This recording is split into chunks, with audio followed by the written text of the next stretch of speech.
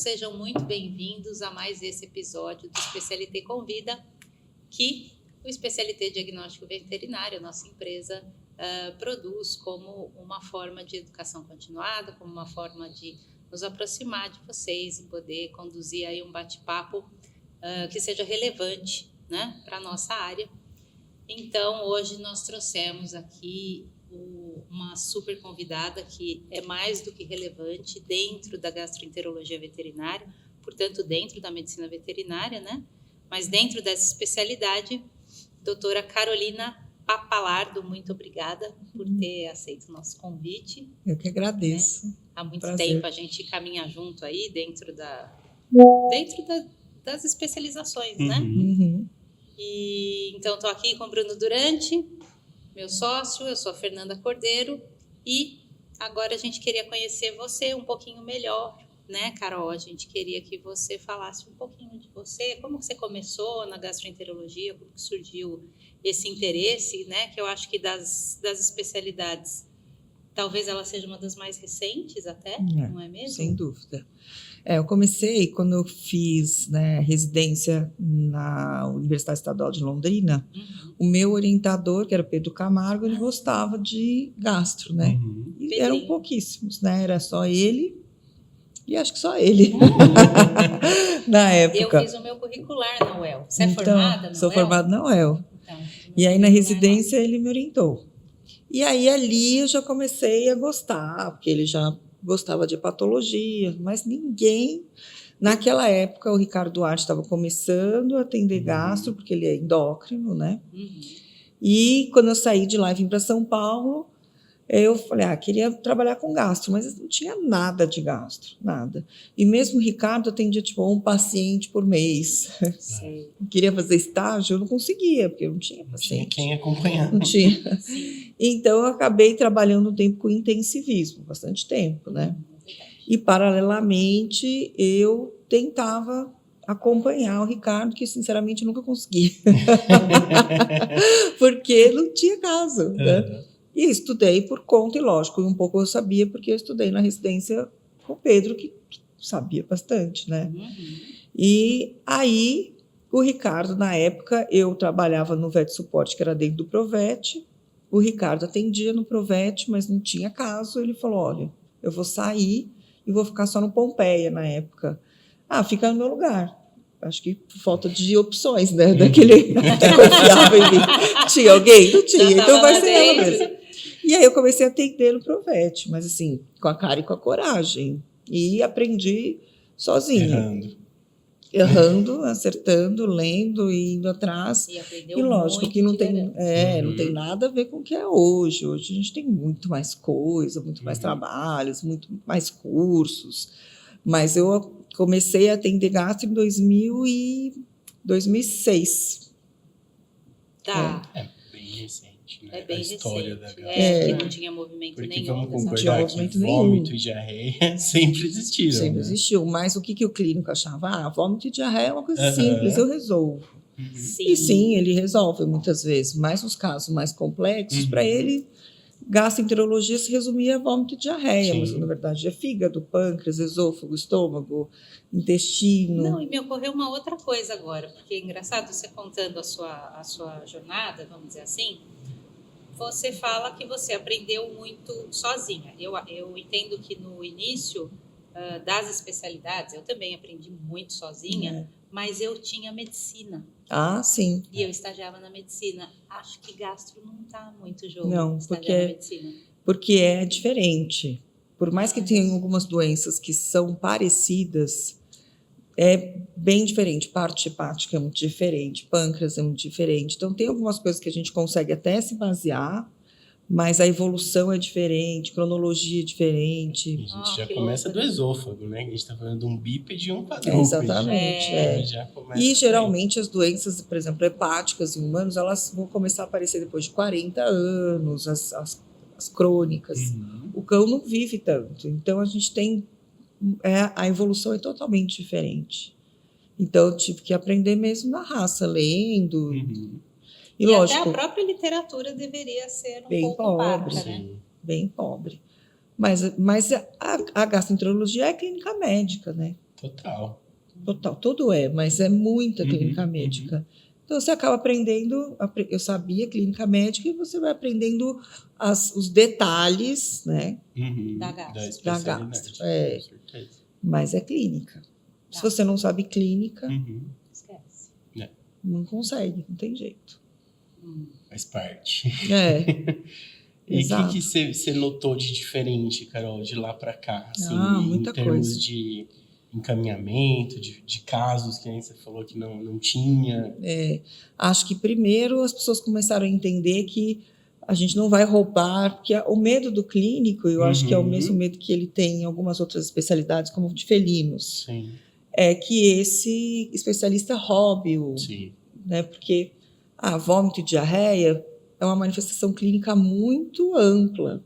Ele pode ter vômito e diarreia por tudo.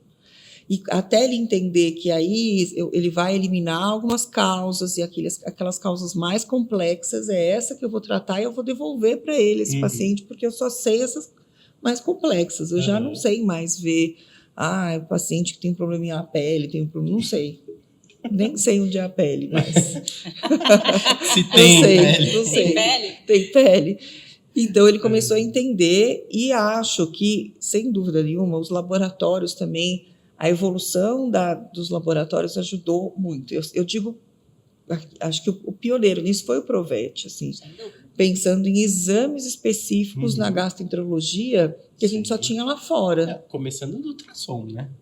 Ultrassom. Nossa. Mas exames muito especiais, coisas simples que a gente via em livros, falava, nossa, aqui no Brasil não tem, eu tenho que mandar para fora, demora 60 dias para voltar, é caro. Era muito difícil fazer gastroenterologia. Quando eles começaram a trazer esses exames, aí tudo mudou.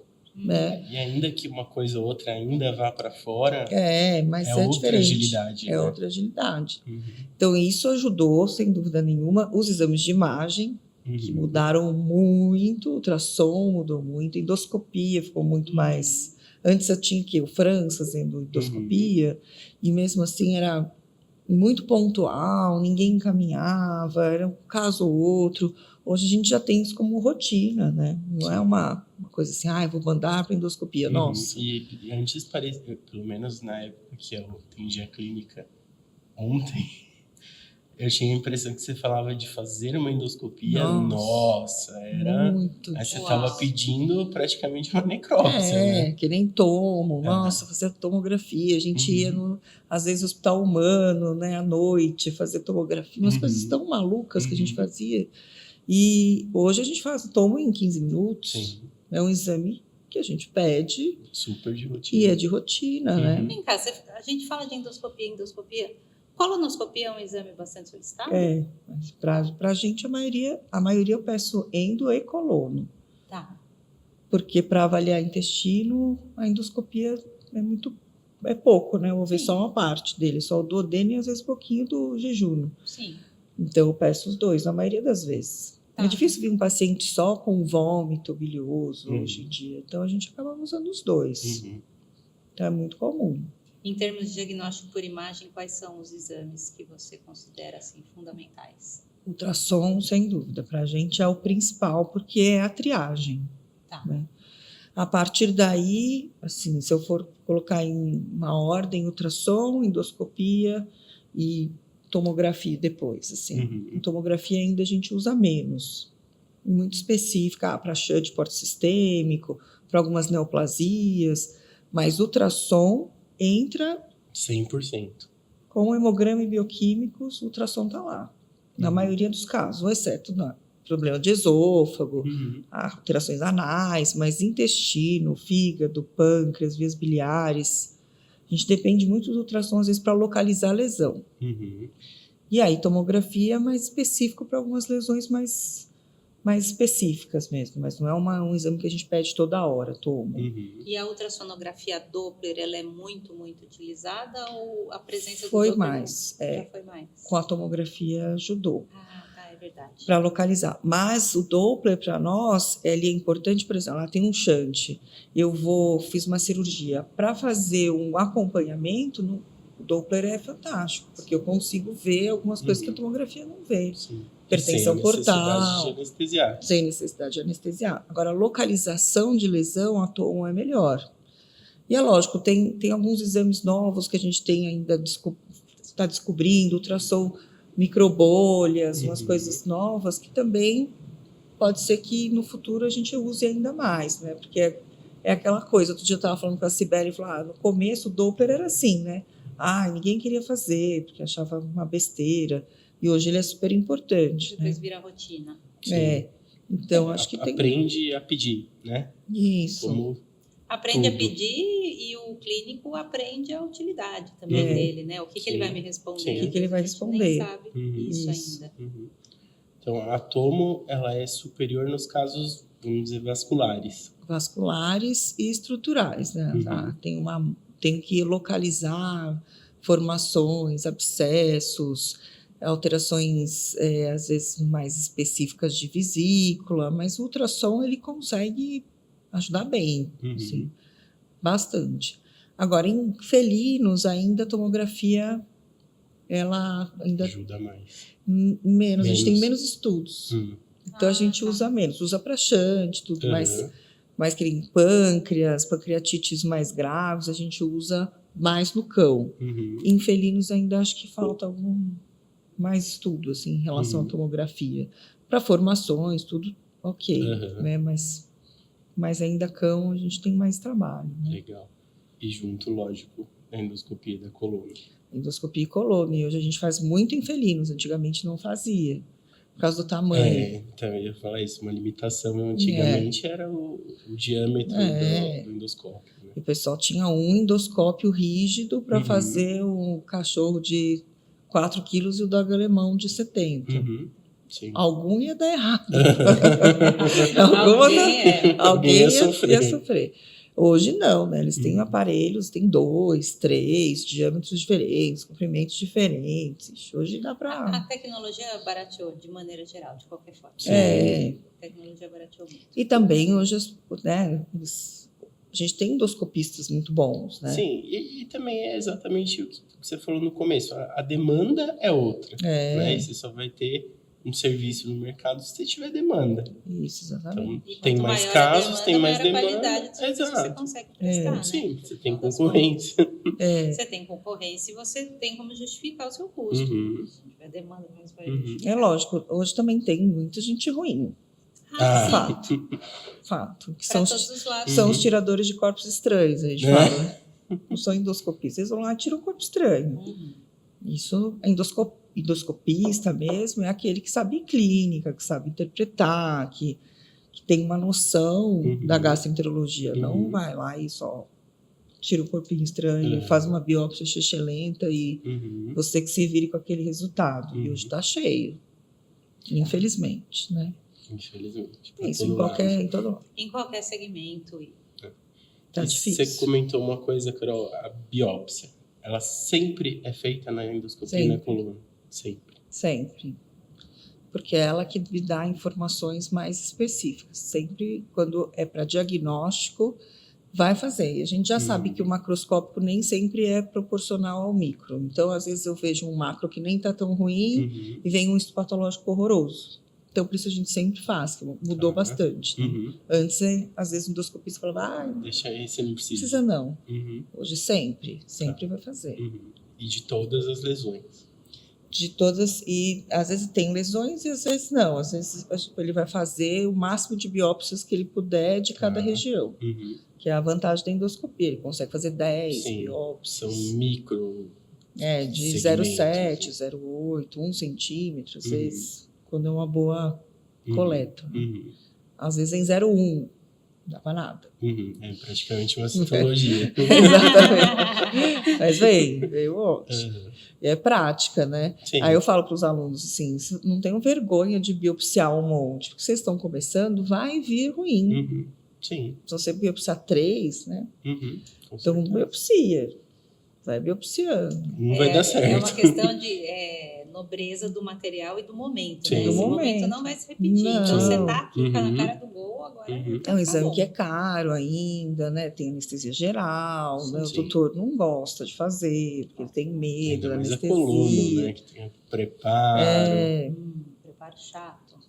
Não é igual de humano, graças a Uhum, Deus, mas que o humano é mais complexo. Sim. Mas é ruim também, né? Nunca é Tem agradável, diarreia, né? não Faz é o parte. ideal, né? Mas é um exame que a gente faz muito mais, sem dúvida nenhuma. E fora imagem, o que tem sido muito usado em termos de exames de diagnóstico? Acho que os exames específicos, né, os bioquímicos específicos, então a gente tem exames que antes a gente usava, tinha pouco para usar diagnóstico de insuficiência pancreática, avaliação melhor do fígado, com exames mais específicos de fígado. Hoje a gente tem bastante estudo de microbiota também, embora ainda são exames bem limitados, mas a gente já tem muito mais coisa sobre microbiota do que a gente tinha há 2 anos atrás. Assim, nos últimos 2 anos, um boom de microbiota, não só na veterinária e humanos também, né? Então, acho que ainda os bioquímicos a gente consegue bastante informação. Acho que a dificuldade que a gente tem hoje, exatamente porque as pessoas sabem pouca clínica, é que elas não sabem o que pedir. E quando pedir. E como pedir e nem analisar. Esse é o ponto, né? Porque às vezes a gente não precisa de exames tão, né? Um exame básico já te diz bastante coisa, mas as pessoas hoje elas não sabem muito entender por que é que eu peço esse exame, porque não sabe fisiologia. Sim. Simples, E assim, é aquela coisa, né? Eu tenho a impressão que algumas especialidades, por exemplo, até a cardio, falo por mim, a endócrina, eu tenho a impressão que o encaminhamento para o especialista ele é mais precoce. Sim. O gastro, o dermato, esse paciente ele já passou na mão de tanto clínico, que já fez tanta coisa, que a hora que chega para você, você fala, vamos começar do começo. Né? Com muito exame, né? Às vezes é até melhor, porque eles já fizeram tanto exame que eu já tenho todos os exames de triagem. Já tem tudo ali. E a própria diagnóstico terapêutico já fez, né? Já fez todos os testes. Então, ou é bom ou é ruim. Porque assim, ou ele faltou alguma coisa ali e eu falo, opa, aqui eu vou entrar. Ou realmente já fizeram tudo e eu não tenho mais o que fazer. A batata quente ficou na tua mão. Esse cliente está exigente, está cansado, ele está exausto. Já gastou muito, não aguenta mais. Você é a última opção dele, esperança. Então, é um cliente mais difícil. Que você tem que saber lidar. Né? Conduzir, sim. Mas é 880. Às vezes a gente pega uns casos que está na cara ali, né? Mas está na cara para mim, que só trabalho com isso. Então, tá fácil. E tem clínicos que são muito bons. Então, tem clínico que quando encaminha para a gente, fala... Ai, que medo. Porque ele consegue conduzir bem. Então, se ele te encaminhou, é porque a coisa é muito ruim mesmo. Sim. Tem clínicos que são muito bons. Mas a gente está lá para isso, né? Sim. Isso é o desafiador, né? Das especialidades. Né? Com certeza. Hoje é realmente o mais comum de acontecer, você recebeu o que já foi mexido de monte. Quase 95%. Uau. Raro ou mais. E de cara para você. E com os planos de saúde agora, mais ainda. Porque aí vai passar por um monte de gente. Todas as clínicas para tentar resolver. Tá. E porque os sinais clínicos, né, Carol, eles são muito específicos, né? Vômito, diarreia, emagrecimento. A anamnese te ajuda bem. Quando vem, por exemplo, um cachorro com motorista, e ele fala assim, eu só sei que ele tem diarreia. Ele não sabe nada, ele não sabe como é a diarreia, ele não sabe quando começou, ele não sabe o que ele come. É impossível. Impossível, porque você tem... A diarreia pode ser tanta coisa. Ele precisa te dar uma luz, pelo menos se é crônico, se é agudo, o que come esse cachorro, de onde ele vem, porque eu preciso ir eliminando algumas coisas, senão, desde piometra, vira mega cena, né? até medicação, até doença infecciosa. Nossa, pode ser tudo, gente. Até paciente cardiopata velhinho que começa a ter colite. Então, eu preciso de muita informação. Se ele não me dá nada... Você está tirando totalmente no escuro, né? Totalmente. É muito ruim quando vem com motorista, gente? A gente não sabe o que eu vou pedir. Tudo? Até Não pra pode, né? fazer um exame, né? Às vezes você já vai, por exemplo, para nós, para fazer um eco. Por que ele tá fazendo eco? Não sei, só pediram para eu trazer. Você já fica perdido. Numa consulta que você depende de uma anamnese muito bem feita e detalhada. Porque ainda que vômito, eu falei, vômito e diarreia são específicos. Sim, são. Porém, pelas características do vômito, se é vômito, se é regurgitação, da diarreia, se é em jato, se não é em jato, frequência, tudo isso Tudo ajuda, né? muito. Se você fosse falar assim agora, brevemente, vômitos, o que faz, por exemplo, eu sei que é vômito porque a comida saiu digerida, eu sei que é regurgitação porque é imediatamente após a comida sai inteira, Sim. Tá? Vômito em jato pode ser obstrução de trato alto. A maioria dos vômitos que a gente recebe são biliosos, então eu já sei que o problema é no duodeno, por exemplo. Tá. Quando o vômito ele tem conteúdo alimentar, ele pode também ser um problema duodenal. E aí o que faz diferença? Quando que ele vomita? É imediatamente a alimentação, são 8 horas depois da alimentação, que aí eu sei que ele tem um retardo de esvaziamento gástrico, então provavelmente ele tem uma duodenite. Ou ele comeu e vomitou. Então, na verdade, muitas vezes ele regurgitou. Né? E gato é muito claro isso, né? Porque gatos, o cão também, mas o gato, principalmente gatos que são polifágicos, eles não conseguem comer grandes volumes. Gatos precisam comer pequenas porções durante o dia, porque o volume gástrico deles, ele suporta pouco. Então, um gato, por exemplo, que comeu e vomitou ou regurgitou, pode esperar que ele é polifágico, ele está comendo mais do que ele suporta. Isso é uma informação muito importante, porque aí você começa a pensar em doenças que causam que o gato tem com polifagia.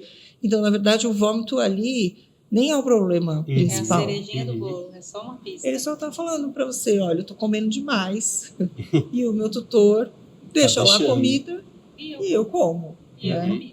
Então, vamos ver se ele não é hipertiroideu, se ele não é diabético, se ele não tem... Então, às vezes, só o aí, fato... de novo, entra a clínica. A clínica. E o histórico do tutor, né?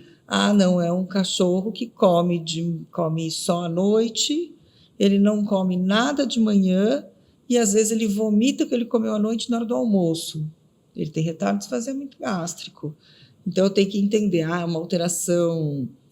funcional, neuromuscular, inflamatória, obstrutiva, né? Porque a obstrução nem sempre é uma obstrução total, então ele não vai vomitar em jato sempre, às vezes ele só não consegue passar a parte do alimento, aí uma parte volta, depois de horas, né? Então tem várias coisas mas localizar a lesão é importante pelo tipo de diarreia, o tipo de vômito, mas isso é mais fácil no cão. O gato... Sempre um mistério. Ele pode ter uma diarreia que você localiza a lesão, mas ele pode ter lesão no ilho, no jejum, no duodeno e vomitar. Ele vai vomitar. Não, e ainda ele faz a diarreia na areia, que é pra você nem... Não sabe nem o que você está acontecendo. E pior, dessas casas multicats, você nem sabe quem foi, entendeu? Se você vê ele vomitando... Mas o cocô, nem sempre o tutor vê. Porque o gato não gosta que você fique olhando ele fazer cocô. Então, ele vai fazer quando? Quando ele não está olhando. Tem que pôr a câmera. Aí tem 5 gatos. Tem que ter câmera no banheiro, gente. Vai ter que ter. Você vai tomar um processo do gato. Eu não consigo saber. De privacidade. Então, gato sempre é mais desafiador, sem dúvida nenhuma. Sempre. Para todas as especialidades, né? Porque ele vai fazer umas coisas diferentes. Assim, você fala, ai meu Deus, estou na dúvida. E às vezes o tutor descreve de um jeito que você fala, ai, não estou sabendo. Eu falo, grava. Sim. Gatos, grava. Agora, cachorro não. Cachorro vai... Gato vomitando é um exorcismo. É um exorcismo. Agora, gente, venhamos e convenhamos. Olha, se tem gente na vida que mais deve receber foto de cocô pelo WhatsApp, é você. Sem dúvida nenhuma. É agradável. Eu gosto de ver na consulta. E é até interessante, às vezes, você vê um ou outro que vai melhorando. Mas, às vezes, é muito. Assim, você não precisa tanto. Não precisa de um booking do cocô, né? Mas o tutor gosta. Ama. Mandar um cocôzinho. Mas na consulta eu gosto. Sim, E se você falar para o tutor, você tem uma foto? Nossa, ele ganhou. Tá nas Ela quer favoritas. ver a foto do Tenho, mandei para minha do filha, para minha irmã cachorro. ontem. Meu, essa veterinária, ela quer ver a foto. Assim, é uma coisa tão, né, para eles tão importante. Na hora ele tem, com Com certeza. certeza. Com certeza. Ai, Um ai. ou outro não tem, isso é muito difícil. Muito É, difícil. gente. Ele Chega vai a ser ter. engraçado. Mas é importante para mim, Com ajuda. certeza. Ajuda. Você tá vendo com os seus olhos, né, o que Sim, tá acontecendo. porque às vezes tem um pingo de sangue, mas Uhum. um pingo de sangue para o tutor é um mar de sangue. Uhum. E fala, tá sangrando muito. Aí Uhum. você vê, é um pingo, Uhum. que já muda. Não é aquela diarreia da parvo, né? Que Uhum. sangue em todo lugar. Sim. Mas para ele sempre vai ser muito. Uhum. Então, a foto ajuda, sem dúvida. Bom, e você falou da característica dos vômitos, desculpa, e características de diarreia que te ajudam a localizar a lesão. Isso dá para localizar bem. Então, diarreia de delgado é volumosa, geralmente. Eles desidratam, eles emagrecem, eles têm náusea, eles podem ter vômito associado. É um paciente que nos bioquímicos tem mais repercussão, pode ter albumina baixa, colesterol baixo, potássio baixo, cálcio baixo. Na colite, como a função do cólon é de armazenar, ele tem urgência em defecar, ele tem muco, os volumes são menores, ele não emagrece, geralmente, às vezes ele é até obeso, né? É cíclico, a cada 15 dias, uma vez por mês, diferente do delgado, que às vezes é todo dia uma diarreia volumosa, Uhum. líquida, que o tutor não tem que jogar o balde, não consegue pegar. E no cólon, geralmente, tem disquesia, tem tenesmo. Então, eu sempre falo para os alunos, para vocês lembrarem, é só vocês lembrarem da função de cada um. Uhum. Se um absorve, digere, esse paciente é o paciente que vai emagrecer, se o outro só armazena, é aquele que não vai conseguir guardar o cocô, Uhum. então ele vai fazer cocô em todo lugar. Ele tem urgência de defecar. Uhum. Que são pacientes com prognósticos totalmente diferentes. Tá. Colite, geralmente, eles vão viver. Fazendo sujeira. Fazendo sujeira Se não incomoda, tratar. dói, mas provavelmente ele não vai morrer disso. Né? Certo. Agora, por alterações de delgado, ele pode morrer disso. Sim. Né? Então, são tratamentos diferentes, urgências diferentes. Então, faz toda a diferença localizar. Uhum. E aí, nesses casos, a endoscopia e a colono são até mais importantes do que a ultrassom ou não? Nem sempre, porque, na verdade, às vezes o ultrassom, eu tenho um cão que está com diarreia de delgado, mas a lesão é no meio do jejum. Uhum. Endoscopia e colono não vão chegar ali. Sim. E aí o ultrassom, se eu conseguir ver essa lesão, ele vai a lesão está aqui, é láparo. Uhum. Né? Agora, o gato mais ainda, né? Porque o gato está vomitando e a lesão pode ser onde eu quiser. Certo. Então, não necessariamente a endocolono vão chegar ali. Entendi. Pode ser que o ultrassom me ajude, que apareça alguma coisa, às vezes não aparece nada. Uhum. Não apareceu nada, endocolono, eu vou tentar pegar o máximo que eu puder. Tá. Localizou, eu vejo se chega. Se não chegar, Uhum. é láparo ainda. Uhum. Mas e atomo? Atomo para intestino, a gente usa, mais o onco acaba usando para ter uma noção de tamanho. Eu tenho uma palpo reto de um paciente, eu vejo uma massa ali. Ultrassom é ruim, né? Eu não consigo ver essa região mais caudal. Uhum. Então, eu tenho duas opções. Eu posso pedir uma colonoscopia, mas muitas vezes eu peço atomo, porque essa formação ela não é só intraluminal, às vezes ela é extraluminal também. Tá. E eu preciso localizar, ver se tem metástase em linfonodos, aí atomo me ajuda. Para lesões no meio do intestino, muitas vezes o ultrassom consegue localizar. Agora, lesões em fígado, a tomografia é importante, porque o ultrassom, planejamento, ele não consegue te dar uma visão. Estômago, tomo ajuda bem mais que o ultrassom. Então, depende muito da localização. Quanto mais cranial, mais difícil do ultrassom conseguir ver lesões. E caudal também. Sim. por causa da pelve. Então, aí depende da localização. Eles são complementares, assim. Entendi. Um não vai excluir o outro. São complementares. Tem jeito. Se a gente for falar das doenças mais comuns que você vê, né? O que vem à sua mente, assim, no cão e depois no gato?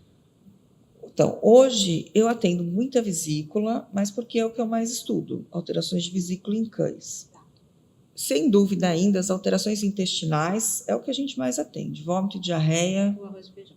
tem muito, né? Que nem sempre são intestinais, às vezes eu tenho problema no pâncreas. Mas a maioria das vezes, esses problemas mais básicos, insuficiência pancreática exócrina, o clínico ele consegue diagnosticar. O que vem para nós são as alterações crônicas de intestino, as mais graves, e geralmente aí tem vários tipos de enteropatias. E eu atendo muito fígado e vesícula, mas porque acho que a minha amostra é viciada. Mas sem dúvida, hoje, no cão, as alterações de vesícula aumentaram 90%. Sim. Jura? E algum problema que a gente está causando, né? Porque eram alterações que não existiam até os anos 90. Que são as mucoceles, as lamas graves. A gente vê tanto hoje, Muito. Né? Tanto, até assustador. Você acha que deve estar relacionado à alimentação? A alimentação é um ponto que a gente tem estudado bastante. Eles até estudam algumas medicações de uso contínuo, até medicações, né, que se algumas delas também podem. Teve uma até que eles fizeram um trabalho que eles sugeriram que elas pudessem causar uma alteração, mas foi um trabalho que não conseguiu. Sugeriram o número de animais, mas por quê? Não bateu mais. Ninguém sabe. Mas a alimentação é um ponto, as endocrinopatias, que hoje a gente tem, ou tem mais, muito hiperadreno também. ou diagnostica mais, e obesidade. A obesidade é um fator importante nas doenças da vesícula biliar. A maior longevidade dos pacientes, acho que pode impactar Também. nisso também? Acho que sim, porque, por exemplo, vesícula, algumas doenças da vesícula são mais comuns em pacientes de meia idade a idosos. Então, a média é 10 anos, alguns de 12, 13, 14 anos. Hoje a gente tem pego um ou outro, assim, de 3, 4 anos, mas não é, assim, vamos dizer, 5%. Sim. Porque venhamos e convenhamos, né? Se a gente for pensar na expectativa de vida de um cão ou de um gato, então assim, os cães geralmente viviam até 11 anos, tal. Agora eles vivem até 14. Se a gente for do 11 para 14, são 3 anos Sim. num paciente veterinário, é É bastante muito coisa. tempo. 20, 30% de aumento. Então, Você entendeu? coisa. E 16 anos, 17 Cada anos. vez mais Sim. vovozinho eu atendo, gente. Então. E eu adoro os vovozinhos. Se sente em casa. Olha só, vai passar no YouTube para todo o território nacional. Ai, meu Deus. Acho que tem várias coisas, né? Hoje, eu acho, assim, que os endocrinopatas, assim, hoje a gente tem muito mais diagnóstico, né? E diagnósticos mais precoces, que antes a gente só esperava o hipercortisolismo chegar no aquele cachorro de livro, né? Sim. Hoje não, hoje aumentou um pouco a fosfatase, já começou a ficar um pouco polifágico, já faz diagnóstico. Mas você acha que o tratamento precoce, nesse caso, por exemplo, da mucocele, faz diferença? Os trabalhos dizem que provavelmente não. É um ou outro que a mucocele se resolveu depois do tratamento do hipercortisolismo. Do hipotireoidismo, sim, mas o hipotireoidismo é muito menor frequente. a casuística, né? Então, acho que hoje tem... O que, para mim, na minha opinião, faz diferença é a mudança do estilo de vida desses cães, né? Que hoje eles ficam muito mais confinados. Eles fazem muito menos exercício. Eles têm muito mais obesidade, alterações, dislipidemias, que tem relação com a alimentação, mas tem também relação com falta de exercício. Eles passeiam, às vezes, uma vez por dia, 15 minutos. Sim. E antes eles ficavam no quintal, soltos, corriam. Eles não eram obesos. Hoje a gente tem cães muito obesos. E também é coisa do tutor, né, que tem uma alteração emocional aí, louca hoje em dia, que eles meio que fazem, eles têm uma coisa de alimento, né? O alimento é uma coisa que uma liga, forma né? de afeto. Então, eles acabam dando muita comida errada, muitas vezes, e é difícil deles entenderem que a proporção não é a mesma. Você tem 80 quilos, seu cachorro tem 5. Sim. Então, ele não vai comer meio quilo por Dá uma dia. pratada pro cachorro, né? Isso é muito difícil deles entenderem, às vezes, né? Então, tem muita coisa, eu acho que mudou. Os mais velhinhos, né, os Pior tutores ainda. velhinhos são Sim. os mais difíceis. E São. falam por experiência própria. Porque eles fazem isso não só com os cachorros, né? Com as pessoas. Minha avó fazia isso, né? Você tem que comer, come. Se tá triste, come. Tá feliz, come. Também. E o cachorro é Difícil. assim. O cachorro tá feliz? Opa, vamos comer. O cachorro tá triste? Oi, tadinho, vamos dar comida. Deixa ele mais felizinho. Então... E tem um boom de algumas dietinhas da moda, né? É isso, nem fale. E isso é meio assustador também, assustador. né? Qual que é a sua percepção em relação... Olha, eu não sei, eu vou falar uma coisa que, assim, como pessoa física, tá? Vou falar e sair correndo. Ai, Jesus Cristo. Não vou falar e sair correndo, mas eu assisti um documentário no Netflix falando sobre as rações, né? Como elas são feitas, a quantidade de aditivos que são feitas, assim, com aquela proteína da pior qualidade, né? Que é o restolho do restolho. Enfim, mostrando esse aspecto, tá? Das rações. Eu entendo que as rações são muito práticas, e aí a gente vive num mundo moderno, corrido, da mesma forma que a industrialização da nossa alimentação também facilita enormemente a nossa vida, mas tira a qualidade.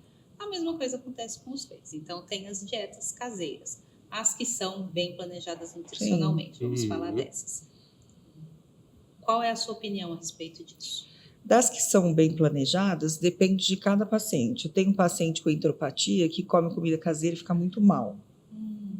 Então, é tentativa e erro. Então, eu não tenho a preferida, eu tenho aquela que o paciente fica melhor. Mas isso que você falou é importante, tem que ser uma dieta muito bem balanceada e assistida pelo nutrólogo, né? E hoje, qual que é o problema maior da dieta caseira que a gente vê? Por mais que o tutor no começo vá no nutrólogo, faça tudo direitinho, compre os suplementos, conforme o tempo vai passando, não suplementa mais. Trabalho. Ele começa a mudar um pouquinho. Vamos tirar esse suplemento. O cachorro às vezes enjoa. Não tá fazendo diferença. Aí ele troca a proteína. Já ouvi várias vezes. Isso não faz diferença. E hoje a gente tem pego o hiperparanutricional, que a gente não tinha muito tempo, né? Mandíbula de borracha, dos cachorrinhos que não têm nutrição adequada. Então, eu acho que tem várias coisas que a gente tem que colocar em, por exemplo, a anatomia dos cães, né? Tem cães que mastigam menos, os braquicefálicos, tem alguns tipos de alimento que eles não vão poder comer, porque eles não mastigam e eles não conseguem digerir alguns tipos de alimento. E a ração... Hoje, assim, as rações, as empresas maiores, eles têm uma preocupação com isso, né? Principalmente as rações terapêuticas, principalmente em relação à proteína, hidrólise, quantidade de gordura. Alguns tipos de ração, dependendo do paciente, elas ajudam 100% na terapia, né? E aí é tentativa e erro, tá? O paciente tem uma enteropatia responsiva à dieta. Ele pode responder 100% uma dieta caseira. Mas tem paciente que a gente faz dieta caseira, ele vira do avesso. Ele fica muito mal. E aí a gente faz a dieta hidrolisada, ele fica ótimo. E vice-versa. Tem paciente que a gente faz a ração e não tem ração que funcione. E mais do que isso, às vezes ele não aceita a ração, porque a dieta caseira é mais palatável em alguns casos. E tem uns que não gostam de dieta caseira. Tem cachorro que não gosta, que gosta de ração. Então, eu não tenho uma opinião assim, isso, eu sou contra a ração. Eu sou a favor daquela que vai diminuir ao máximo o número de medicações que eu uso. E a ração, a alimentação, para nós, da gastroenterologia, é mais de 50% do tratamento. Sim. Então, se eu conseguir fazer uma dieta onde eu consiga tirar o corticoide, pode ser caseira, Maravilhoso. pode ser... Uhum, É aquela dieta onde o paciente vai viver. uhum. Agora, existem dietas caseiras que são muito desbalanceadas e que Essa hoje em dia a gente tem muitos semana problemas. passada eu estava vendo, eu não tinha ouvido falar. Aí apareceu em algum lugar, eu fui ler sobre dieta crua. Sim, tem hoje a Tem moda. um nome, Sim. né? É baixo. Isso. Ah. É assustador? Eu acho que tem vários pontos, né? E as pessoas que gostam de dieta crua, elas gostam mesmo e elas brigam, né? Quando a gente fala da dieta crua. Eu acho que tem vários pontos, né? Eu também tenho um N viciado, porque eu pego os pacientes que tiveram problemas com essa dieta. Sim. Né? Uhum. Hoje, o grande problema é que muitas dessas dietas cruas, como elas não são muito balanceadas, elas têm um nível de gordura muito alto. Uhum. Né? E então, vem os pacientes com uma dislipidemia Violenta. monstra. Né? Outro dia, eu peguei um com 2.000 de triglicéridos. Quando a gente foi ver a dieta crua dele, era quase 90% gordura. Porque não tem fibra, é mais ossos, carne, que fazia mais sentido que eles, né, têm essa coisa de voltar aos lobos. E a gente tem que pensar em várias coisas. Assim. Primeiro, um bulldog. Exatamente. Ele vai se adaptar. Você vai mastigar um osso. O bulldog está muito longe E o bulldog, ele tem muitas doenças, enteropatias graves, que tudo para ele é um problema. Dieta caseira, às vezes ele tem diarreia. É muito difícil de manejar esses pacientes. Então, a gente tem que pensar em várias coisas. Anatomia, quanto eles mastigam, quantidade de gordura. A própria seleção genética. A microbiota. Já aconteceu e já está muito longe. Né, então, acho que tem várias coisas que a gente tem que colocar na balança, né? Antes da gente falar, essa dieta tem que ser aquela que o paciente se adapta. Sim. Tá. Em tudo. Da boca sem ao preferências ânus. específicas. Da boca ao ânus. De cabo a rabo. De A a Z, exatamente. E tem raças que têm muito menos problemas gastroentéricos. Então, acho que fica mais fácil, por exemplo, se eu quero fazer uma dieta crua lá para um SRD, caramelo. Vai dar certo. Ou próximo a certo. um pastor alemão, aqueles que tem um focinho, que tem uma arcada dentária. Cara de lobo. Né? É diferente do piquenês. Né? Sim. Que eles são, né? A gente fez muita coisa errada, vamos falar a verdade. A gente mudou, as raças são todas muito modificadas, muito difícil. São absolutamente a gente fez. Contra a natureza, ponto final. A gente fez muito. Olha o mais bonito, mas você vai escolhendo. Você vai escolhendo o fenótipo só. O mais podre também, né? Então, aí a gente também, na hora que a gente pensa em alimentação, a gente tem que pensar nas besteiras que a gente fez com essas raças, né? Sim. A culpa é toda nossa. Então, de raça, sim, o que vem, nossa, raça problema. Bulldog, sem dúvida. Inglês, né? Bulldog e francês. Francês? É o que tem mais. Eu apostaria no inglês também. Eu apostaria no francês. O francês tem muito problema. A Lhasa, Shih Tzu, Yorkshire, Maltês, Bulldogs, das raças grandes. O pastor alemão era o que tinha mais, mas a gente atende menos. Os grandes têm menos problemas, os pequenos têm muito mais, né? Mas, assim, tem dia que eu só atendo Bulldog. Meu Deus. Então, tá complicado. É a principal doença? Gastroenterite, diarreia. Diarreia é a principal doença. Mas de que etiologia vem alguma? Eles têm algumas são genéticas, tem a colite granulomatose do Bulldog e tem as enteropatias, que eles têm todas, que você quiser. E eles têm a síndrome na verdade, aerodigestiva, né? Porque isso influencia. Eles são a síndrome do braquicefálico, a gente já sabe que tem relação com vômito e diarreia. Quanto mais alterada é a parte respiratória superior desses cães, mais vômito e diarreia eles têm, porque eles têm muita hipóxia. Então, eles já têm inflamação, eles têm hipóxia, diminui a oxigenação gastroentérica e eles têm mais diarreia e mais vômito, além do ar, que sempre tem muito ar no estômago deles. Aí você pega um bulldoguinho com uma doença congênita cardíaca, então... Isso, acabou. Não, você está falando isso, sabe que eu acabei de lembrar que hoje é quarta. Ontem eu fui caminhar num parque lá perto de casa. Eu estava girando sentido anti-horário e tinha um cara com um bulldog francês girando sentido horário. da francesa atrás dele, né? Não estava muito quente, era bem, bem cedinho, assim. E aí, na trilha, era uma trilhinha, assim, pequena. Eu fui vendo várias regurgitações, assim. Nossa. Eu falei, é o bulldog, né? Então, Porque não horroroso. sabe se ele respira, se ele caminha. Exato. É exatamente isso. Então, Tem que escolher nesses o que vai cães, a fazer. gente já sabe que ele, primeiro, antes de pensar em fazer 1000 coisas, endoscopia, tem que consertar o palato, tem que fazer o nariz, tem que consertar Você a parte começa respiratória. Aí já diminui, às vezes, 50% do vômito e diarreia. Aí eu vou melhorar o resto. Porque não adianta você endoscopia e coluna dele encher ele de corticoide ou tentar fazer 1000 A dietas causa continua ali. se ele não consegue oxigenar. E quem que é o órgão que sofre com isso? Gastroentérico. Não é o intestino que o organismo vai falar assim, eu vou oxigenar o intestino dele. Eu vou oxigenar o rim, o cérebro, o que eu puder, né? Mas não é o intestino. E na própria deglutição, Não, né? Porque ou você respira, ou você... Sim. Né? Aí eles engasgam muito. Uhum. É horroroso. Então, o dog é um grande problema. Acho que hoje em dia, Spitz também tá difícil. Acho que essas raças pequenas da moda, assim, quanto mais na moda, mais bomba. problema eles têm. Mas porque vem um monte de cruzamentos, Vem um monte de tudo feio por cruzamento. causa de dinheiro, né? Tudo mal feito. Uhum. Então, eles não querem comer, então Spitz é difícil de comer, aí você tenta dieta caseira, aí ele enjoa da caseira, aí o tutor começa a trocar a caseira, ele troca por conta, ele mistura a ração junto, e vira uma bagunça, porque ele não quer comer. Você sabe que tinha um cachorro, mas eu não lembro a raça. Não, lembro sim, era uma poodle, pequenininha de colo, que eu atendi uma vez no Provete há muitos anos atrás. Falei, e aí eu tava fazendo a amnésia, falei, qual que é a alimentação dela? Ferreiro Rocher. Meu Deus do Falei, céu. tá, mas e aí o que mais? Ah, ela gosta de Ferreiro Rocher, o que mais que ela gosta? Ela só come Ferreiro Rocher. Jesus. Eu A acredito. cachorra se alimentava a Ferreiro Rocher. Eu acredito.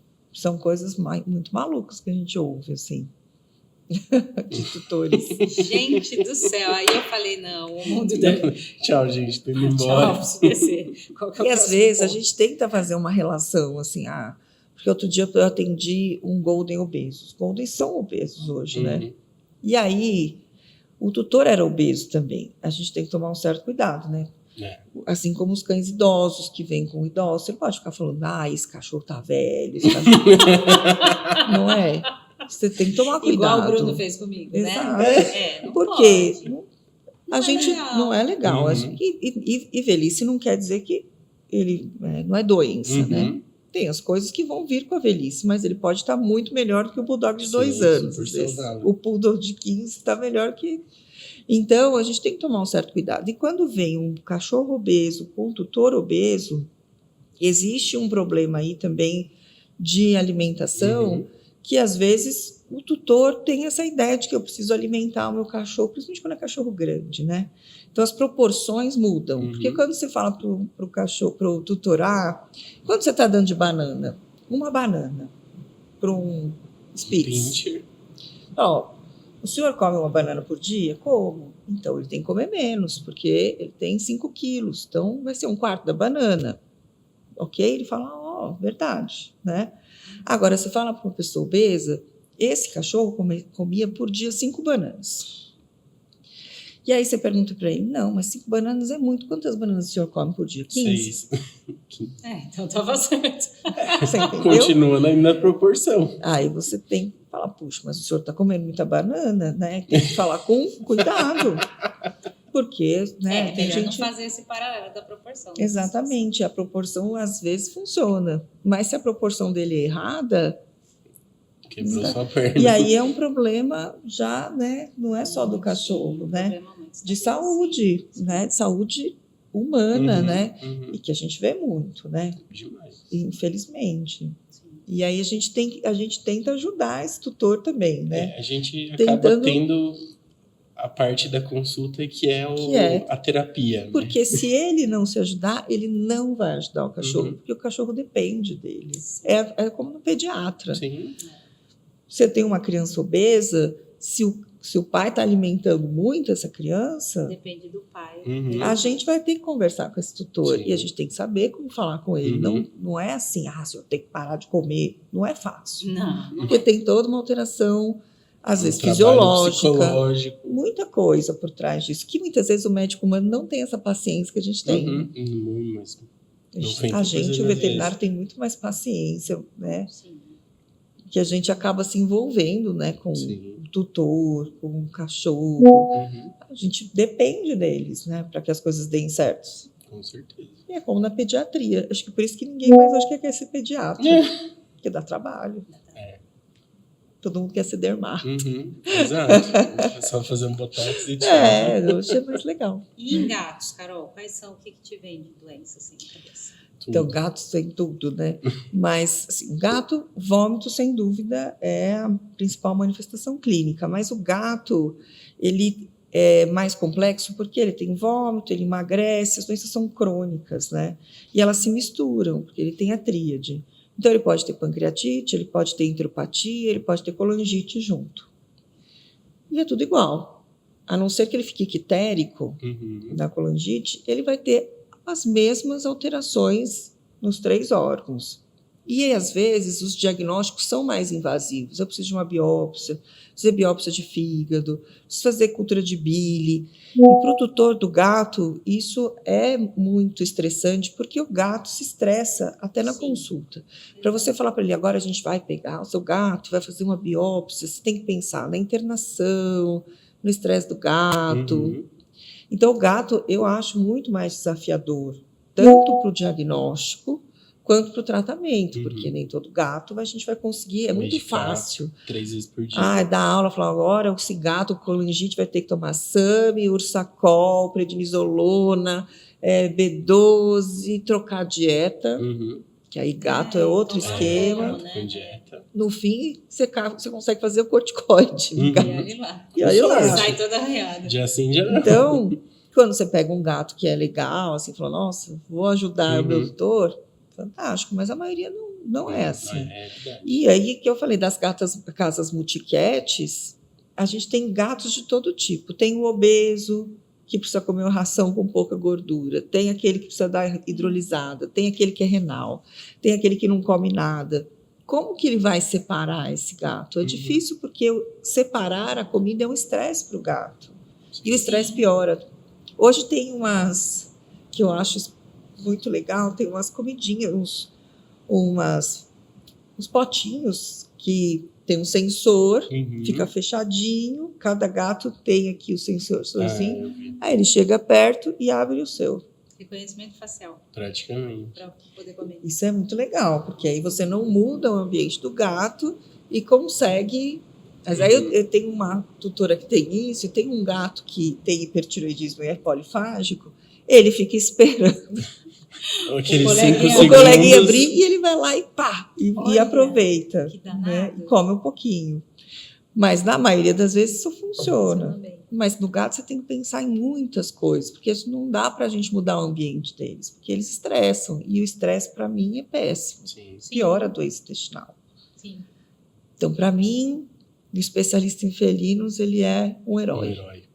Tá de parabéns. Tá de parabéns. Faz parte. Tá de parabéns. Acho que esse especialista, não desmerecendo os outros... merece o prêmio especialista do ano. Ele é muito bom, ele sabe muito, né?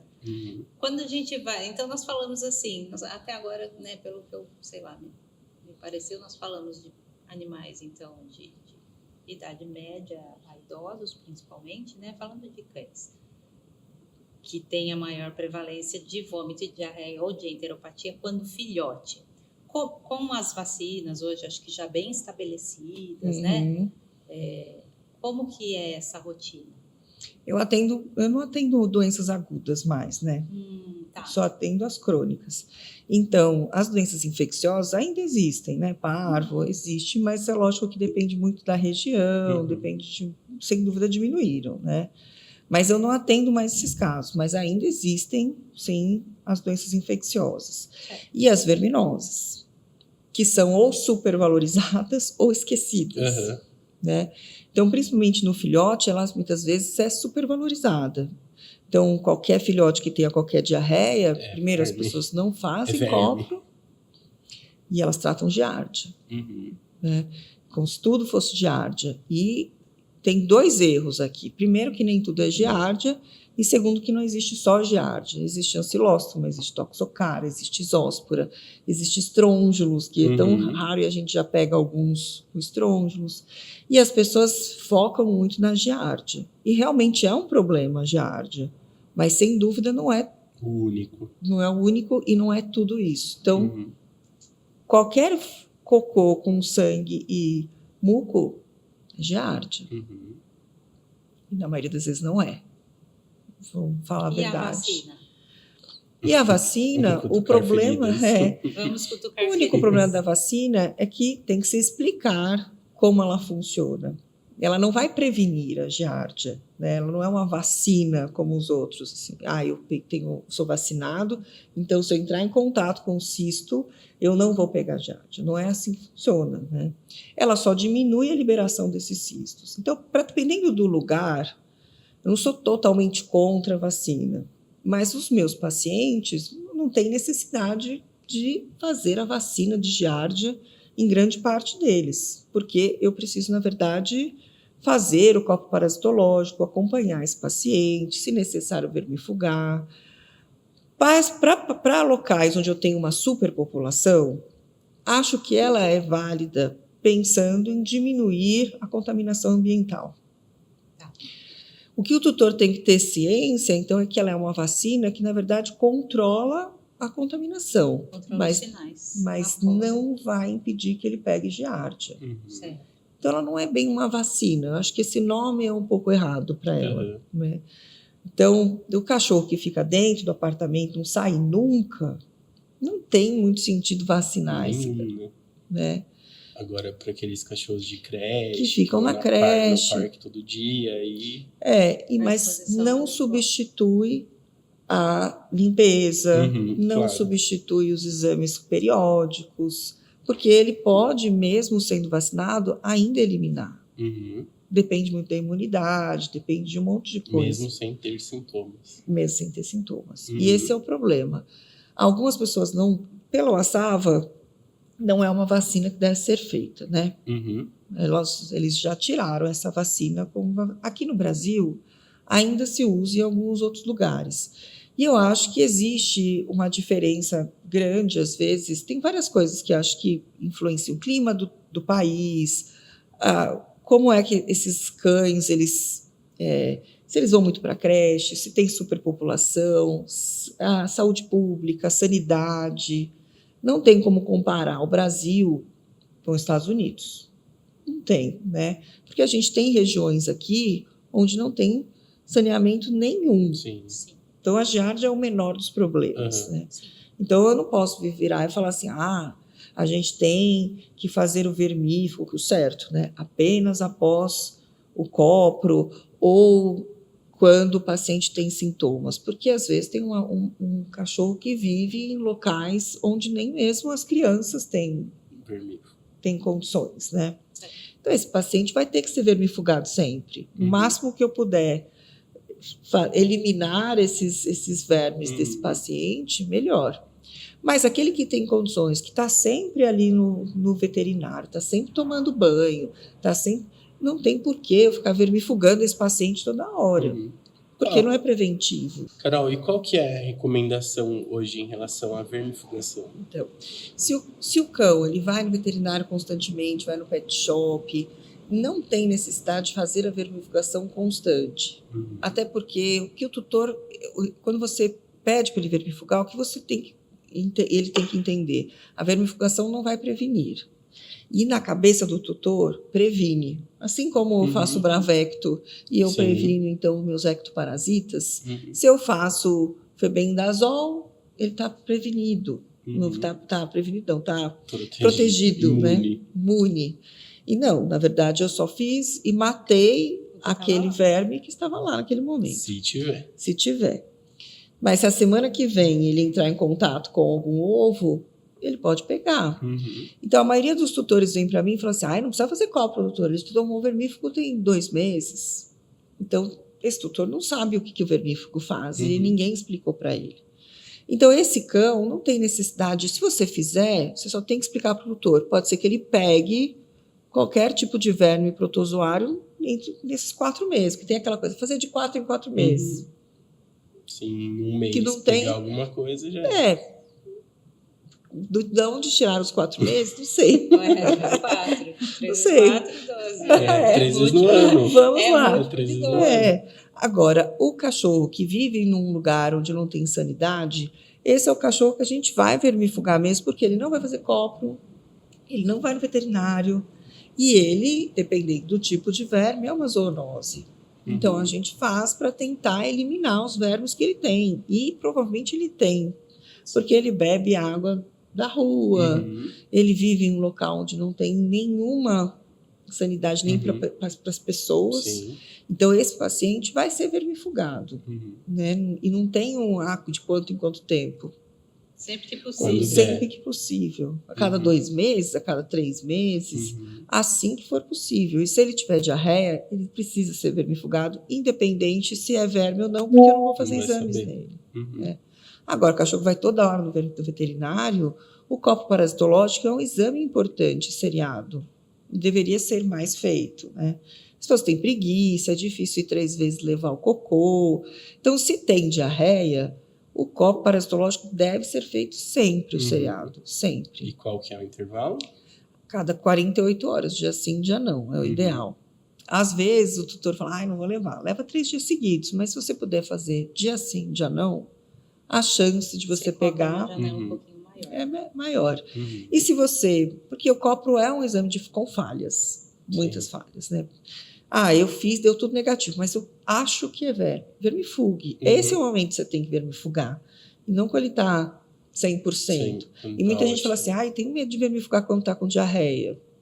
Mas se a causa for o verme, você vai continuar com a diarreia. É lógico que o paciente está mal, desidratado, hipotenso. Não é esse o momento. Você vai melhorar o estado geral dele e vai vermifugar. Mas a vermifugação é muito importante. E às vezes não é a causa principal, mas ela atrapalha. Ah, eu tenho um paciente com linfoma intestinal. Ele pegou um ancilóstoma ali. Já era, desandou tudo que estava desandou estabilizado tudo. ali. Então, eu preciso eliminar esse ancilóstoma. Eu preciso eliminar essa giardia. Porque ela vai me atrapalhar. E é esse o paciente que pega, né? Porque imunologicamente... Está zerado. Ele está zerado. E o intestino dele está zerado. O intestino tem uma imunidade local importante. É um órgão linfóide, né? Então, se eu tenho uma doença... Isso é muito comum nos bulldogs. Também. A gente pega os bulldogs com giardia. Fala, nossa, não consigo eliminar a giardia desse bulldog, porque ele tem um problema de base. E a giardia está ali só... Como oportunista. Uma oportunista. E ele não consegue eliminar essa giardia. E a gente consegue eliminar a giardia. Por que tem giardia em todo lugar? Por que só um ou outro tem giardia? Porque provavelmente o imunológico dele não conseguiu eliminar. Então, se está tendo muita giardia e não tem uma contaminação ambiental tão grande, não vive num lugar onde tem muita giardia, opa, tem alguma coisa errada. Pesquise a causa de base para que você consiga eliminar essa giardia. Tem alguma coisa acontecendo com esse cão. Não é para ter tanta giardia assim, né? Porque senão creche ia estar ferrado, Nossa né? Senhora. Porque tem giardia pra caramba ali, não tem fábrica como. de giardia. Por mais que eles limpem, por mais que eles... Um cachorro lambe o bumbum do outro, cheira o bumbum do outro. O gato, o giardia, Jesus... Porque ele lambe um, lambe o outro, o cisto está no pelo, ele sobe na geladeira. E para a giardia, o mais importante é o controle ambiental. O controle ambiental. Né? Gato, para mim... Aí você abre o seu giardia. requeijão e pã, tem pelo de gato. Você reza, né? Quem tem gato sabe. A giardia, a maioria delas é espécie específica. Então, não é, assim, um potencial zoonótico alto. Você pode ter o azar de ter a mesma giardia que o primata, mas a maioria delas não é. Mas é lógico que a gente tem que tomar cuidado, porque a gente não consegue diferenciar o tipo de giardia, né? Mas entre os gatos, nossa. Não, que difícil, você tem que aspirar muito o difícil. gato e a casa o dia inteiro sem parar. Tem que dar banho de amônia no Sei cachorro. lá. É no difícil, gato. não é fácil. Então, graças a Deus, eles têm menos giardia. Amém. Amém. Ô, Carol, e deixa eu te perguntar uma coisa, uma curiosidade mesmo minha. Antigamente a gente via muito, né, o hábito de, fez uma diarreia, às vezes às vezes sem sangue, antibiótico. Tem mudado? Total, assim. É muito difícil mudar a cabeça do veterinário, né? A gente tem um novo consenso de uso de antibióticos que é assustador até mesmo para mim, que a gente não usa nunca o antibiótico. E tá certo, porque a gente já tem alguns estudos com humanos, né, mostrando que a geração dos anos, pessoas que dos anos 80, 70 eram crianças, qualquer coisa a gente recebia antibiótico, uma amidalite, uma oxicilina. Sim. Né? Essas pessoas hoje têm muito mais alterações intestinais do que aquelas que cresceram no começo dos anos 2000, onde a cabeça do médico humano já mudou. Ele não usa mais tanto antibiótico nessas crianças. Né? E por quê? Porque quando a gente tem uma fase de maturação de microbiota intestinal, que do cão são os primeiros 8 meses, 9 meses. Se eu uso antibiótico em grande quantidade nessa fase, eu posso mudar a microbiota desse cachorro para o resto da vida. E essa microbiota é importante para a manutenção imunológica. Então, muitos desses cães, eles começam a ter as inflamações com 2, 3 anos, que é o que a gente tem visto hoje. E que a gente vê em humanos com 40, 50 anos hoje, que é doença de Crohn, doenças muito crônicas intestinais, que pode ter uma relação também com essa alteração de microbiota. Então, quando a gente pede para não fazer antibiótico, principalmente no cão muito jovem, e ainda é feito, porque o metronidazol ainda é feito para tratamento de giardia, a gente já sabe que ele não funciona bem para tratamento de giardia, e qualquer cocôzinho mole, metronidazol. E o metronidazol é um antibiótico extremamente importante e potente. Ele pega aeróbicas, anaeróbicas. É um antibiótico muito específico, né? Então, pelo consenso hoje, quando que a gente usa antibiótico? Se tem uma diarreia profusa, importante, onde eu fiz fluido, tentei melhorar a hemodinâmica desse paciente e não consegui. Então, mesmo com fluido, ele está desidratado, ele continua vomitando, continua com diarreia e muitas vezes hipotenso. E a leucocitose não entra nesse critério? Entra. Leucocitose e, às vezes, grandes quantidades de sangue associadas à falta de resposta à fluidoterapia. Então, assim... Muito específico. Então, aquele paciente que tem aquela diarreia com sangue, antes a gente tinha a ideia assim, teve sangue, faz antibiótico. Hoje já não é mais assim. Tem sangue, não necessariamente precisa fazer antibiótico. Você precisa entender por que é que tem sangue, tratar e ver se continua com aquilo e se aquilo causa alguma repercussão. Sim.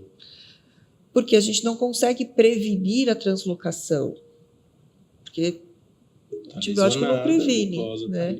Mas ele vai, muitas vezes, matar todas as bactérias que são mais simples, vai deixar as resistentes, e na hora que ela translocar, essa do mal que transloca. E aí, esse antibiótico já não vai mais fazer efeito. E são bons antibióticos, né? Amox, metro, enro. O que sobra? Aminoglicosídeo. São as últimas gerações potentíssimas. Que aí é isso que a gente usa. Pelo consenso, até a parvo, mas aí eu tenho um pouquinho de medo. Aí tem que ter coragem. A parvo também, eles falam para esperar usar antibiótico e se realmente você tem sinais de translocação, você usa. Acho que aí o grande problema qual é? Depende de onde está esse cachorro. Né? E a parvo ainda tem alguns locais que coloca lá o parveito lá no fundo da clínica, ninguém mexe nesse cachorro, ninguém vê esse cachorro, ele fica lá com afluído sem nenhuma... E como é que eu vou deixar esse cachorro sem antibiótico? Porque ele não está assistido, né? E outra, nesses casos, ele tende a desidratar muito. Né? E aí ele está desidratado porque ele está desidratado de bivolumia, ou porque ele está hipotenso. A parvo é a pior das diarreias que existe. Então, ele tem que estar muito assistido para eu poder falar, olha, eu vou usar o antibiótico agora. Então, ele tem que ter lá alguém junto com ele, uma fluido bem feita, controle de vômito, alimentando, vendo pressão, que não é a realidade de grande parte dos lugares, até porque nem todo mundo tem um lugarzinho para infecciosas, né? Mas no restante, essas que não são infecciosas, se você tem uma boa internação, você consegue entrar com antibiótico na hora certa. Tá certinho. É que para eles, muitas vezes, é mais fácil, né? Já entrei, eu estou prevenindo. Não está prevenindo nada. Você está escolhendo só. Eu estou prevenindo. Está escolhendo aquela que vai. Transloque. Na pancreatite, estou prevenindo, não. Estou escolhendo a bactéria que, na hora que translocar, que vai encrencar. Vai causar sepse. Então, a gente não usa antibiótico, mas tenta evitar ao máximo. Eu usei muito, não vou dizer, todo mundo usou. Sim, e eu tenho recomendação, vídeo no YouTube até hoje falando para usar metronidazol, eu tenho, né? Porque a coisa fica eterna na internet. Então, hoje eu vou me retificar, não usem metronidazol em todas as doenças. Ele não vai ajudar no neurológico, que ele não vai. Né? Então, eu estou me retificando, mudaram as coisas. Mas a gente usa, lógico, tem gente que fala assim, não vai usar antibiótico nunca. Lógico que vai usar, mas na hora certa. Com cada vez mais critério. Acho critério. Que é essa, né? Até para o tutor, porque a gente começa a selecionar bactérias. Isso é uma coisa preocupante. Preocupante, né? A gente, como veterinário, com certeza, a gente tem aqui umas bactérias resistentes a coisas malucas, né? Prefiro nem imaginar. Porque a gente, né, fez muita besteira, usou muito antibiótico errado. E os tutores, eles também correm esse risco, né? Então, a gente tem que prestar atenção. Na verdade, é responsabilidade de todos nós, né? De médicos veterinários, do pessoal da área da saúde. Sem dúvida nenhuma. E eu concordo. Tem algumas vezes que é muito conveniente. Porque realmente é essa sensação que você tem, que você está prevenindo, né? Então, assim... Saindo do pet, né, indo para um filho tem uma dor de garganta muito forte, aí você fica, não precisa. Aí o sujeito faz uma endocardite e você vai se arrepender pro resto da vida, entendeu? Porque ele tem que estar assistido, né, ele tem que estar alguém ali. E sim, em cão, o antibiótico tira com a mão, às vezes, a diarreia, né? É isso que eu ia falar, e o pior é que resolvia, né? Tira com a mão, mas aí depois, na hora que você tira o antibiótico, às vezes piora tudo. Aí é aquele cachorro que vem com aquela diarreia que você fala, nossa, e agora? Aí faz um antibiótico de novo. Aí fica fazendo pequenos ciclos e aí ele faz uma desbiose que a gente não consegue controlar com nada, né? Então, é difícil. Então, falamos de antibiótico, falamos de dieta, né? Alguma coisa. Uso de probiótico e prebiótico. Então, é bastante promissor. Eu acho que tem várias... Pré-bióticos, sem dúvida, a gente já tem muitos estudos que eles fazem toda a diferença, né? Porque o pré-biótico inclui as fibras, né? Para as bactérias do cólon, ele é alimento para que elas possam produzir algumas substâncias que são anti-inflamatórias, né? Os ácidos graxos de cadeia curta. Então, a gente já sabe que o pré-biótico tem alguns tipos de colite, por exemplo, que são responsivas à fibra, que são pré-bióticos, que melhoram 100% quando a gente entra com pré-biótico. O probiótico também é muito interessante. O que a gente tem que só prestar atenção? Existem vários tipos de probiótico. Não é fácil fazer um probiótico de boa qualidade, é caro, né? E mais do que isso, a gente precisa ver quantidade de unidade formadora de colônia que tem por cápsula, por grama, e às vezes vem escrito lá 10 elevado a 9 a cada bisnaga. Ninguém presta por grama. Não vem nada por grama. É a bisnaga, é por grama, é por cápsula. Então, tem várias coisas que você tem que ver na bula do probiótico. Hoje existem alguns muito bons, concentrados, mas ainda tem que melhorar bastante. Sim, probiótico humano, eles são caríssimos. Eles, às vezes, hoje já tem algumas coisas novas em relação a transplante de fezes, cápsulas liofilizadas, um monte de coisa que eu acho que é o futuro. Esse é o futuro, assim, tentar focar nisso, porque a gente fez muita besteira com a microbiota e hoje a gente já sabe que os eixos todos se relacionam, né? Intestino-cérebro, intestino-coração, intestino-pele, e que a microbiota intestinal vai influenciar em todos esses outros. Então, paciente cardiopata idoso, ele tem colite porque ele tem desbiose. Por que ele tem desbiose? Porque ele não oxigena bem. Então, se eu melhoro essa microbiota, eu melhoro a perfusão? Melhora. né? E esses probióticos, eles são espécies específicas. São. O ideal é que seja espécie específica. Uhum. E aí também precisa de bastante estudo, né? Porque, por exemplo, os gatos têm pouco, com certeza a microbiota deles é totalmente diferente. Eles Mas são não tenho carnívoros dúvida. restritos. Eles são carnívoros restritos. Eles não têm a mesma relação com a fibra que o cão tem. Uhum. Embora a fibra para eles também seja importante, provavelmente as bactérias que estão no cólon do gato, elas têm uma outra relação com o prebiótico, quando a gente pensa em gato e cão. Mas tem pouco estudo com gato. E provavelmente a microbiota do gato, ela deve ser muito louca, muito específica. Uhum. E eu acredito com um número muito maior de bactérias ali. Então, o gato também, eu acho que é um nicho assim para estudo enorme, Uhum. porque deve ser espetacular. Sim. Deve ser ser muito loucura. mais específico. Uhum. Porque Pois é, sabe uma coisa que você falou no começo do episódio que me chamou a atenção? Dos gatos, que eles têm um volume estomacal pequeno.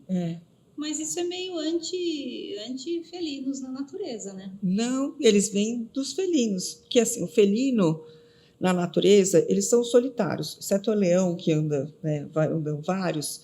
Ele mata a presa, ele come um pouquinho, ó, deixa lá. Um pouquinho? Lógico, proporcional. Mas Sim, mas é que deu um trabalho tão grande pra ele Mas caçar, ele não come tudo, não. que eu imaginei que ele ia comer um monte, Não. e aí...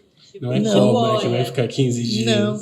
E eles têm isso dos grandes felinos. Então, os grandes felinos, eles são sozinhos. Isso a gente consegue ver nos gatos. Por isso que eles não gostam de viver em bando, os gatos, né?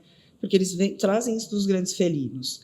Então, o gato, ele não tem aquela coisa do cão, de eu tenho 2 cães, um come loucamente, que ele traz isso dos lobos. Os lobos andam todos juntos, eles matam uma presa e cada um por si, né?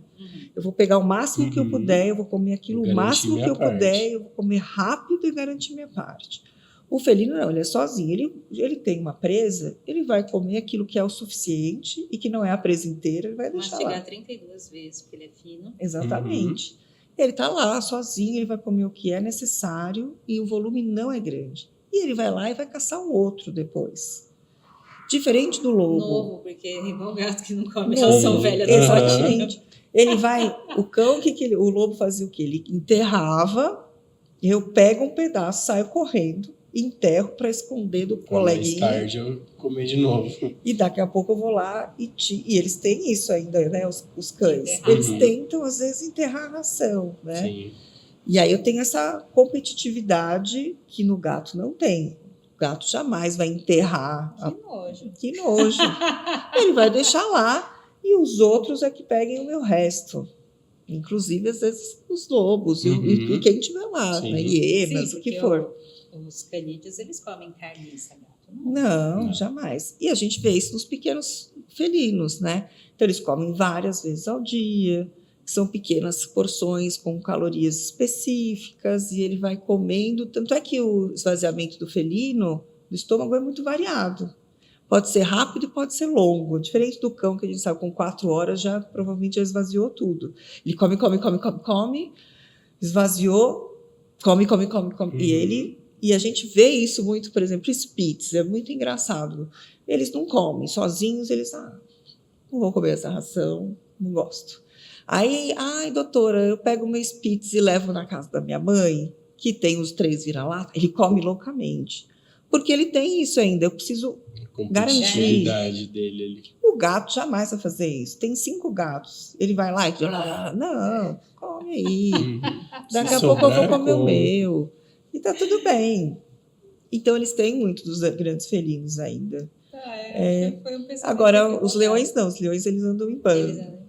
É diferente. Mas os outros felinos, eles são sozinhos, solitários. Eles estão felizes. Mais National Geographic. E eles estão felizes, né? Eles gostam de ser solitários. A gente mudou muito a vida deles. Eles estão estressados hoje por causa disso. Né? Muito boleto para pagar.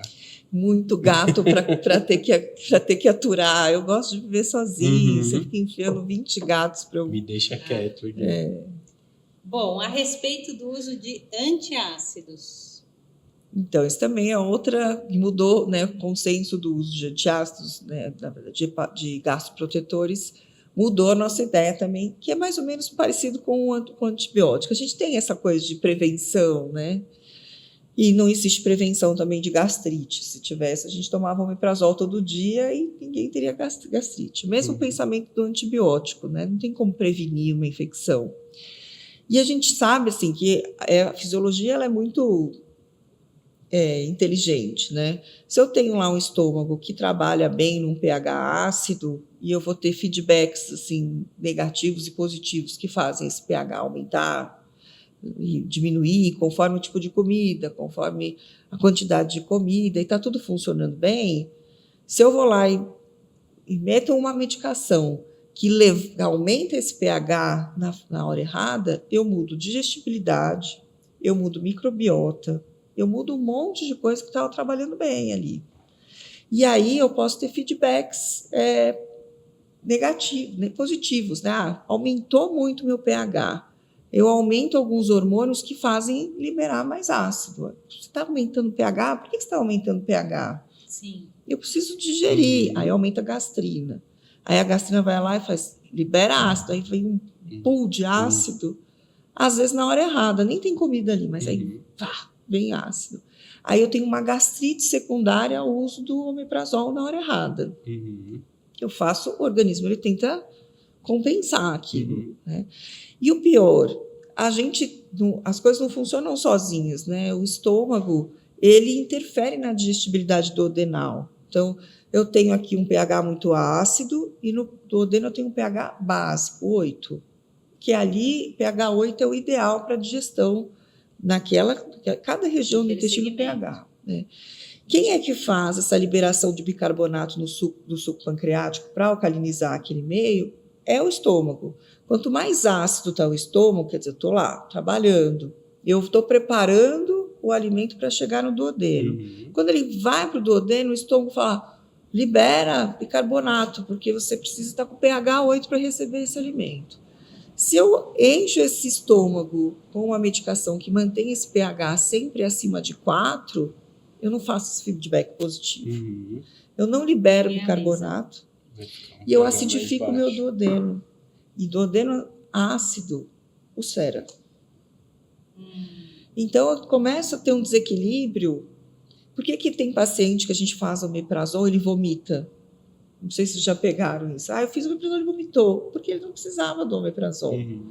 Então, na verdade, essa medicação ela é usada para tratar um paciente que precisa de um pH menos ácido. Ele tem uma úlcera, ele tem uma gastrite. Eu quero que aquele paciente tenha um pH um pouco mais neutro, né? Nem tão básico assim, mas um pouco menos ácido. Aí eu vou usar uma medicação para isso. Agora, prevenir, eu não consigo. Eu vou usar uma cefalosporina, ela vai causar gastrite. Se eu aumentar esse pH antes, eu vou prevenir? Não vou conseguir.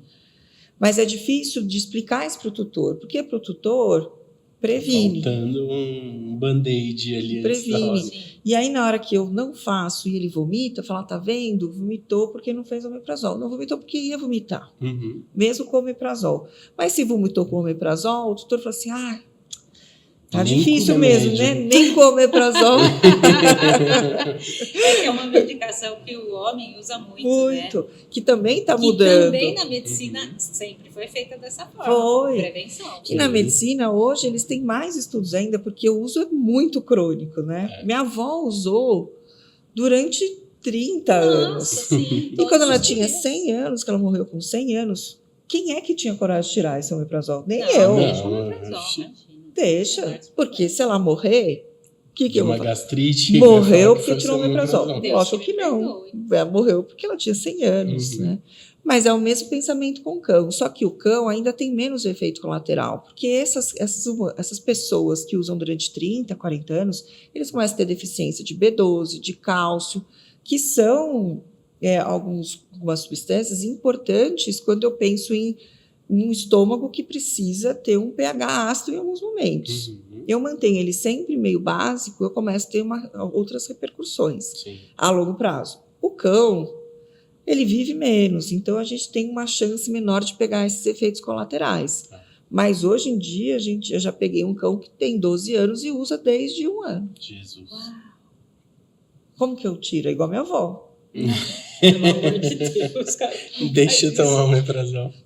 Quem sou eu agora? É a dose. Mas a gente tenta diminuir, mas às vezes a gente não consegue, porque ele já está adaptado àquilo, né? Já está adaptado àquele pH. Na hora que a gente se ele estiver bem, de alguma forma, ele vai mas não foi ideal, né? Não é legal. Para quê? Você fez ele passar por isso, né? Desnecessário. Foi, né? Mas já foi. Mas também, tudo a gente hoje tenta usar racionalmente. Acho que é só isso. Pode usar? Pode, na hora certa. Só isso. Mas ainda é bem polêmico, é igual antibiótico. Ah, imagino. Acho que o Muito antibiótico famoso, ainda é mais, né? Olha, é difícil, viu? O omeprazolzinho antes do antibiótico, antes do AINE. Esse é difícil. Esse é...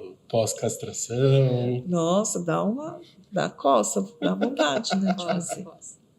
Carol, me diga mais uma coisa aqui, entrando agora na reta final, em termos de futuro, né, da gastro, assim, o que você vê em termos de avanço tecnológico na área de diagnóstico, né, e de tratamento também? Eu acho que essa parte da microbiota ela é bem promissora, acho que tem muita coisa que vai se estudar, eu acho que essa nova leva, assim, de transplante de fezes, de tentar entender o que a gente pode fazer de forma menos invasiva, cápsulas, umas coisas novas que eu acho que provavelmente logo vão aparecer. Transplante de fezes, você falou? Nossa, que interessante. Acho que o transplante de fezes ele é bem promissor, assim, lógico que tem que estudar mais, tem que entender mais, e acho que é um futuro. E acho que também os diagnósticos mais invasivos, mas que hoje a gente consegue fazer com mais leveza com vídeo, né? O vídeo hoje já é uma realidade, isso mudou muito. O diagnóstico, por exemplo, de biópsias hepáticas, biópsias intestinais, né? A gente não precisa fazer láparo em todos os pacientes. A própria tomografia, a colicistec, a própria tomografia, que hoje já é uma rotina que muito mais sossegada. Então, a gente tem várias coisas que mudaram e que são promissoras, assim, pensando em tratamento, que acaba sendo consequência desse diagnóstico que hoje antes a gente não tinha, né? Sim. E hoje a gente consegue ter diagnóstico em alguns casos, né?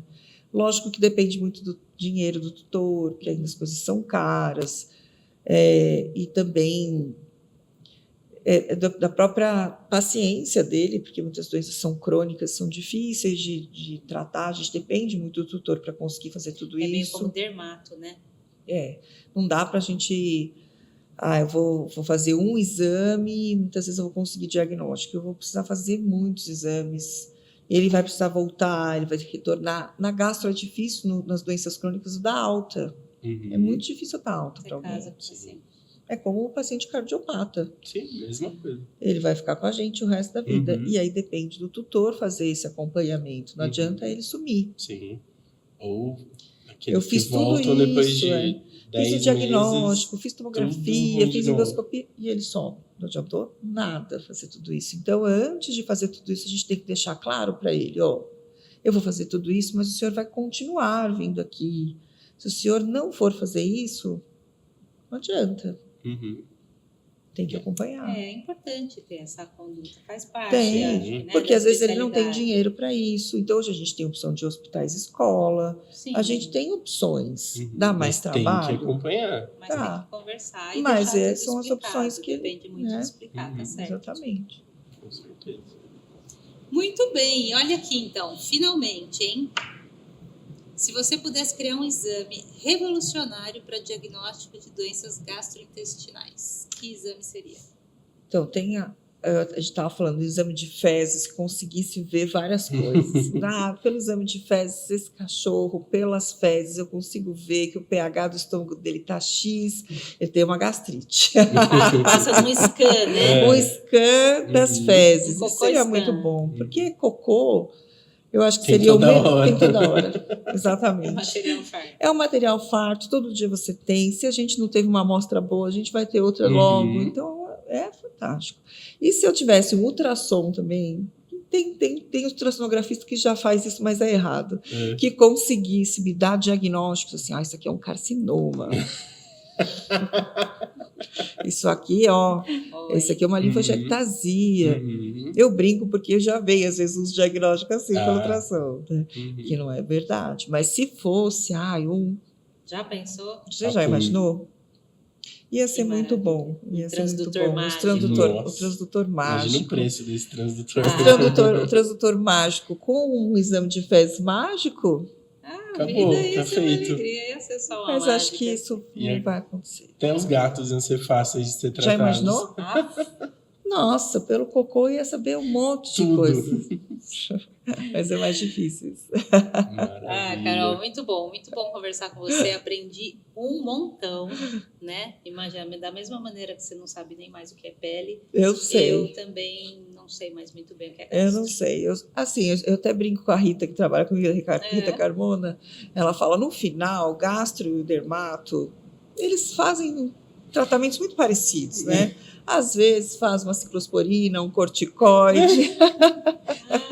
Não tenta evitar o antibiótico, mas às vezes tem que fazer, né? Brincando, lógico, que não é só isso, a dermato.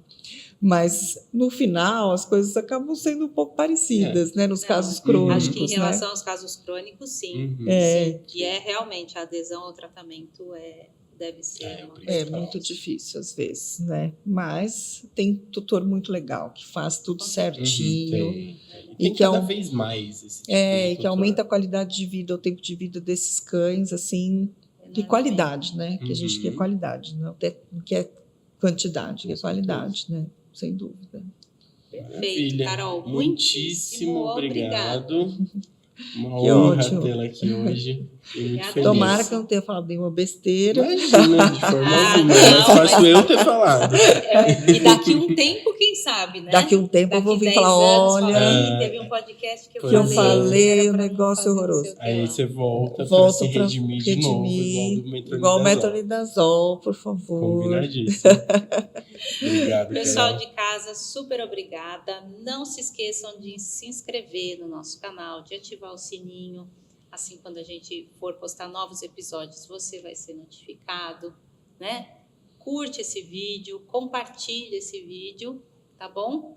E acho que por hoje é só, né? É isso aí. Tá Até certo? o próximo episódio, Até pessoal. o próximo. Valeu, Tchau, obrigada. pessoal. Tchau, tchau. Beijos.